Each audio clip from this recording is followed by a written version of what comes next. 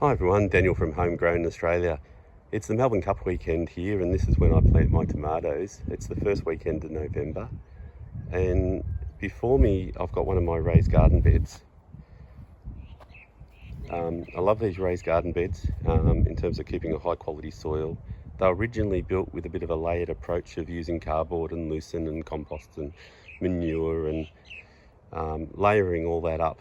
But now each year what I do is I just add compost and manure to each of the beds between the seasons. And I get 2 plantings in each bed in each year between my winter and summer crops. And right now I've pulled out the snow peas that were in this bed, and I'm planting some tomatoes. So I basically plant my tomatoes in these little seed containers that I got from Bunnings here. And I do like them in terms of they're quite efficient in terms of using seed raising mix, but they're big enough to let the tomato grow to a reasonable size before I transplant them into the garden bed. Because I probably put 3, 4, 5 seeds in each of these little containers, because tomato seeds are so small, and I want to make sure I get one in each, I'll end up getting quite a few shoots in each container. And when they're very, very tiny, what I'll do is I'll just pull them out and they'll just slide out because I'll only have a single taproot. And then basically what I'll do is that I'll put them in one of these containers. And so they're great for just giving away to other people, or letting them grow a little bit bigger if I find I've got some spare space in the garden. But so basically today I'm pulling them out of this seed raising container here, and I'll show you why I like these. If I'm being careful, I can just pull that straight out, and you can see we've got a quite well formed root system in here now. And then I can pop them into the garden. Before I do that, I'll just sit in here for a second. I thought I'd share with you a little bit more of what I do. So in this raised bed, I've got 8 holes that I've put, and I've lined them up directly with the drip lines that I've got in the garden bed. And I've got another video on my experience with the irrigations and the drip lines. And in each of these holes, I'm putting a little sprinkle of blood and bone, a little sprinkle of fertiliser that gives me a bit of a slow release over the next month to give them a bit of a feed. Here's an example of tomato vegetable fertiliser and NPK fertiliser.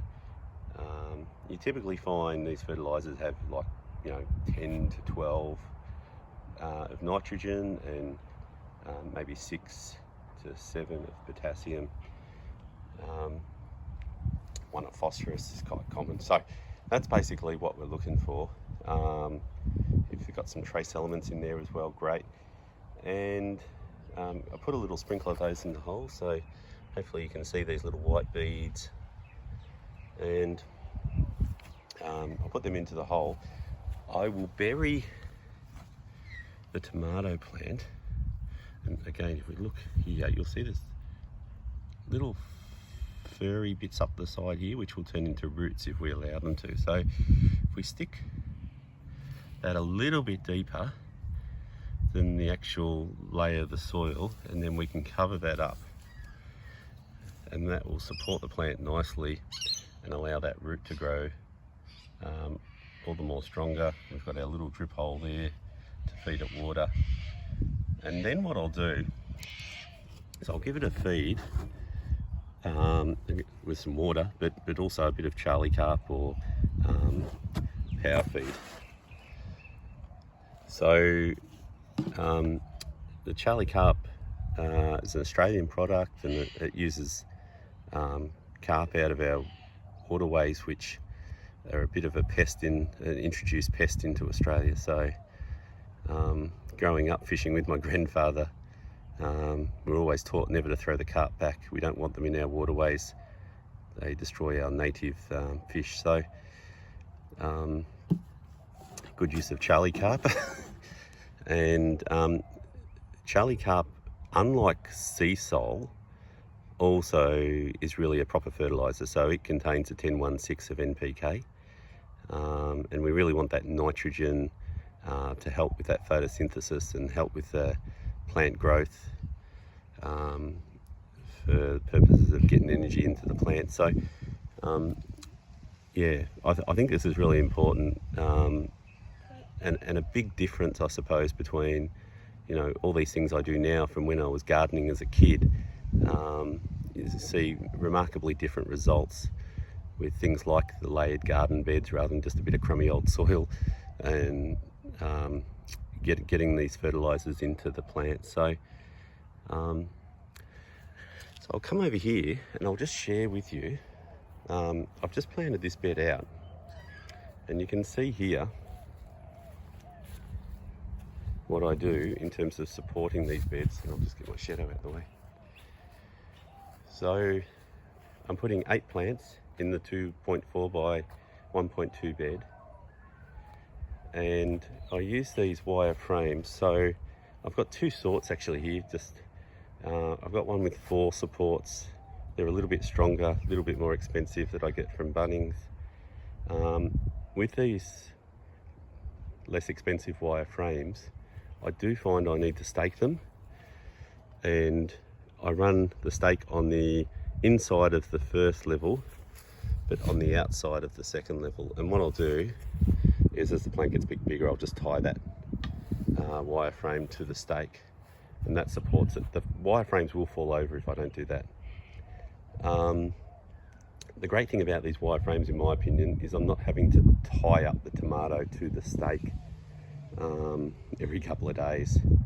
So the tomato can grow. I'll just feed the branches over and keep it up, growing up through the middle, and feed it over the wire to give it the best support. And that's a relatively painless task compared to having to tie them up all the time. So that's a little bit of what I do there. And I've just gone around and fed them with the Charlie Carp, with a bit of water, give them a good start. Yes, so in this bed I've got the Gross Lizzie, which is something I grow each year, grown since I was a kid, and relatively new variety that I'm growing in this bed, for me anyway, is the Siberian. So I grew them for the first time last year, and they were a really good little tomato, like a medium-sized tomato that you'd still slice. Lovely flavour and perfect looking. So I'm growing them again this year, and they're supposed to be more tolerant to our cold here. And then finally I'll grow some Romas over here in this bed. So that's what I'm working on. Hope you found that a little bit interesting.